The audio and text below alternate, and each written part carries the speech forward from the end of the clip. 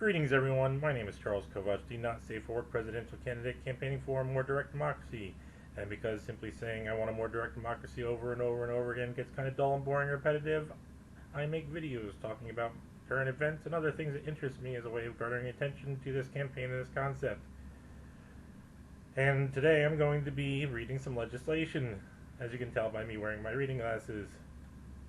So just in case you guys have been wondering about me in videos this week, for most of this week, I felt like the redheaded stepchild of a can of smashed assholes. So, yeah, not a whole lot of energy. So, in this video, I've got a few pieces of legislation I'm going to read today. This is H.R. 2486, the Future Act. Sponsor Alma Adams. This has passed the House and the Senate as of reading this, doing this reading, and let's begin. So this is, so let me start from the the preface. No, never mind. Sorry, let's just start from the beginning. You know what? Shut up. I'm having a bad day. Leave me alone. Okay, Section 1, short title references. The short title of this act may be cited as the Fostering Undergraduate Talent by Unlocking Resources for Education Act, or the Future Act. Isn't that clever? References, except as otherwise provided, whenever in this act an amendment or repeal is expressed in terms of an amendment to or repeal of a section or other provision, the reference shall be considered to be made a section or other provision of the Higher Education Act of 1965, which is 20 U.S.C. 1001 et sequitur. Section 2 continues support for minority serving institutions. Section 371 Bravo 1 Alpha, which is 20 U.S.C. 1067 Quebec Bravo 1 Alpha. You get all that? Is amended by striking for each of the fiscal years 2008 through 2019, and all all that follows through the end of the subparagraph, and inserting for fiscal year 2020 and each fiscal year thereafter. So they're changing the act to no longer end this year, but be an ongoing thing from next year on. Section 3, secure disclosure of tax return information to carry out the Higher Education Act of 1965. Alpha, amendments to the Internal Revenue Code of 1986. 1. In general, paragraph 13 of section 6103 Lima of the Internal Revenue Code of 1986 is amended to read as follows. So everything I'm going to be reading now is what's going to be stuck into the Internal Revenue Code. Okay, so this will be under Lima, subsection 13, disclosure of return information to carry out the Higher Education Act of 1965. Alpha, income contingent or income-based repayment and total and permanent disability discharge. The Secretary shall, upon written request from the Secretary of Education, disclose to officers, employees, and contractors of the Department of Education as specifically authorized and designated by the Secretary of Education only for the purpose of, and to the extent necessary in, establishing enrollment, renewing enrollment, administering and conducting analyses and forecasts for the estimating costs related to income contingent or income-based repayment programs, and the discharge of loans based on a total and permanent disability within the meaning of Section 437 Alpha of the Higher Education Act of 1965, under Title IV of the Higher Education Act of 1965, the following return information as defined in subsection Bravo 2 with respect to taxpayers identified by the Secretary of Education as participating in the loan programs under Title IV of such act for taxable years specified by such secretary. So this is talking about if you had to take out if you had to take out loans to pay for your education and you meet certain conditions, like if you're disabled like I am, you get your money back.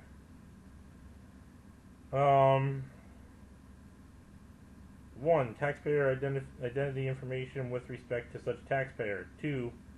The filing status of such taxpayer. 3. The adjusted gross income of such taxpayer. 4. Total number of exemptions claimed or total number of individuals and dependents claimed as applicable on the return. 5. The number of children with respect to which tax credits under Section 24 claimed on the return. So, yeah. That's just saying what the Secretary has to look at. Okay, Bravo, Federal Student Financial Aid. The Secretary shall, upon written request from the Secretary of Education, disclose to officers, employees, and contractors of the Department of Education, as specifically authorized and designated by the Secretary of Education, only for the purpose of, and to the extent necessary in determining eligibility for any amount of financial student aid under programs authorized by Parts Alpha, Charlie, and Delta of Title IV of the Higher Education Act of 1965. 5.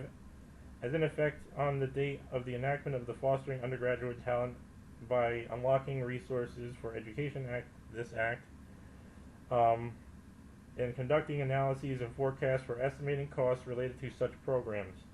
The following return information, as defined in subsection Bravo 2, with respect to taxpayers, is identified by the Secretary of Education as applicants for federal student financial aid under such parts of the Title IV such Act. For taxable year specified by such Secretary. 1. Taxpayer identity information with respect to such taxpayer. So this is kind of the same thing, but this is talking about getting financial aid,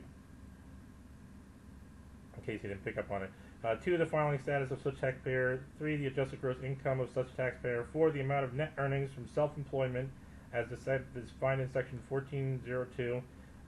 Wages as defined in Section 3121 Alpha or 3401 Alpha. Taxable income from a farming business as defined in Section 236 Alpha Echo 4. And investment income for the period reported on the return. 5. The total income tax of such taxpayer. 6. The total number of exemptions claimed or total number of individuals and dependents claimed as applicable on the return. 7. The number of children with respect to each tax credit under Section 24 claimed on the return. 8. Amount of any credit claimed under Section 25 Alpha for the taxable year. 9. Amount of individual retirement account distributions not included in adjusted gross income for taxable year. That means your 401ks and whatnot.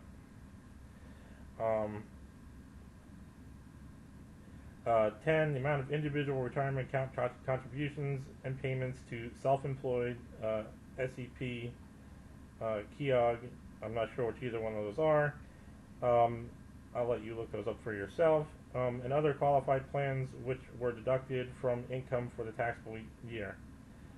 I guess SEP is self-employed. Oh no, it says self-employed. Nope, no. 11. Amount of tax-exempt interest.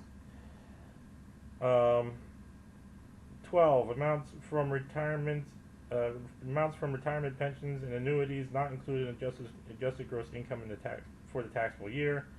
13. If applicable, the fact that any of the following schedules or equivalent successor schedules were filed in the return. 1. Schedule A, Schedule Alpha, Schedule Bravo, Schedule Delta, Schedule Echo, Schedule Foxtrot, or Schedule Hotel. 14. If applicable, the fact that Schedule Charlie or equivalent successor schedule was filed with the return showing a gain or loss greater than $10,000. And 15. If applicable, the fact that there is no return filed for such taxpayer for the applicable year. Okay, so that was all things to look at for the financial aid part.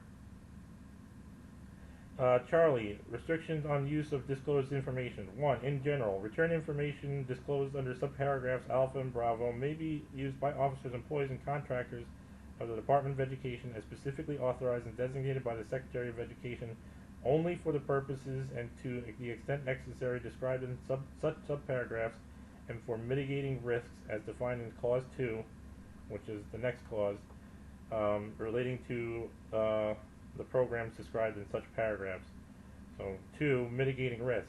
For the purposes of this subparagraph, the term mitigating risk means with respect to the programs described in subparagraphs Alpha and Bravo, 1. Oversight activities by the Office of the Inspector General and the Department of Education as authorized by the Inspector General Act of 1978 as amended, and 2. Reducing the net cost of improper payments to federal financial aid recipients. Okay, such term does not include the conduct of criminal investigations or prosecutions. Okay, 3. This is another subclause. This one's after mitigating risks. Redisclosure to institutions of higher education, state higher education agencies, and designated scholarship organizations. The Secretary of Education and officers and employees and contractors of the Department of Education may disclose return information received under subparagraph Bravo solely for the use in the application, award, and administration of student financial aid or aid awarded by such entities as the Secretary of Education may designate to the following persons. 1. An institution of higher education with which the Secretary of Education has an agreement under Subpart 1 of Part Alpha, Part Charlie, or Part Delta of Title IV of the Higher Education Act of 1965. 2. A state higher agency. 3. A scholarship organization which is designated by the Secretary of Education as of the date of the enactment of the future Act as an organization eligible to receive the information provided under this clause.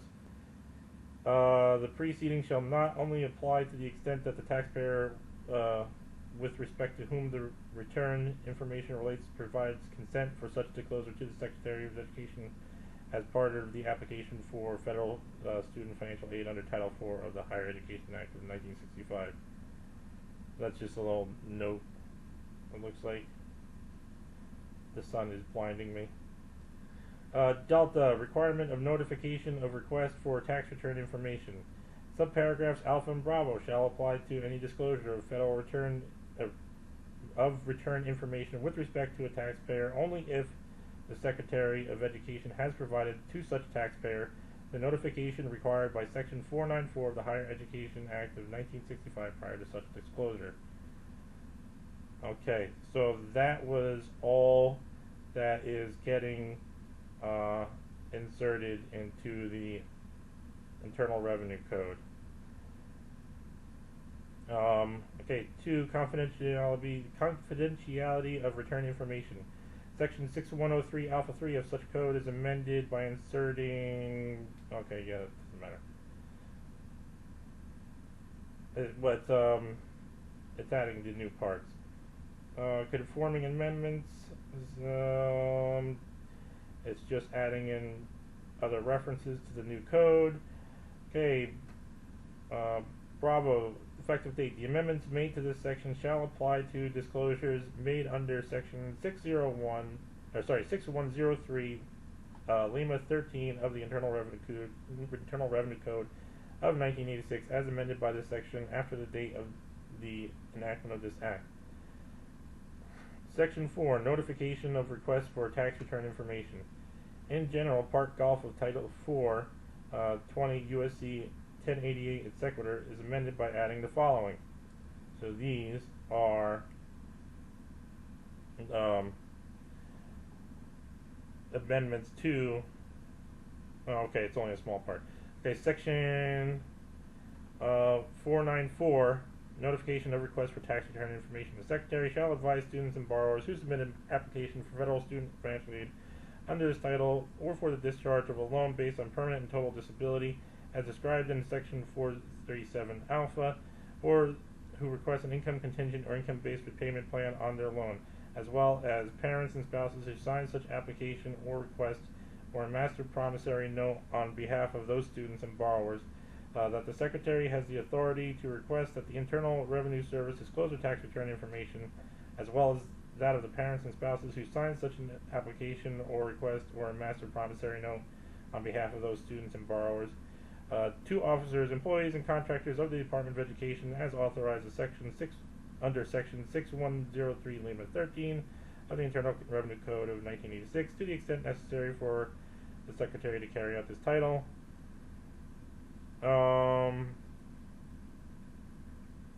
Okay, so that was the insert. Section 5, increased funding for federal Pell Grants. Section 401 Bravo 7 Alpha 4, which is 20 USC 1070 Alpha Bravo 7 Alpha 4. Everybody got that? Is amended. 1. In subclause 10 by striking $1,430,000 or $430 million and inserting $1,455 million.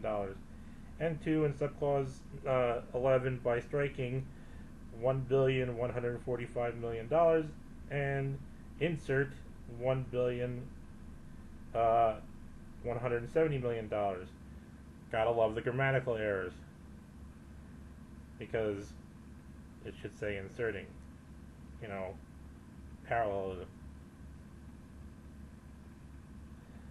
Section 6 reports on implementation. In Alpha, in general, not later than each specified date, the Secretary of Education and the Secretary of Treasury shall issue joint reports to the Committees on Health, Education, Labor, and Pensions, and the Finance of the Senate Committees on Education, Labor, and Ways and Means of the House and Representatives regarding the amendments made by this Act. Each report shall include, as applicable, 1. An update on the status of implementation of the amendments made by this Act. 2. An evaluation of the processing of applications for federal student financial aid, and applications for income-based repayment and income contingent repayment under Title 4 of the Higher Education Act of 1965, which is 20 U.S.C. 1070 et sequitur, in accordance with the amendments made by this Act, and 3. The implementation issues and suggestions for potential improvements. Bravo, specified date. For the purposes of subsection Alpha, the term specified date means 1. The date that is 90 days after the enactment of this Act. 2. The date that is 120 days after the first day that the disclosure process established under Section 6103 Lima 13 of the Internal Revenue Code of 1986, as amended by Section 3 Alpha of this Act, is operational and accessible to officers, employees, and contractors of the Department of Education, as specifically authorized and designated by the Secretary of Education. And 3. A date that is 1 year after the report date as described in paragraph 2. Okay, so that is the Future Act. So providing financial aid and loan forgiveness and to people that aren't making any money, which kind of makes sense.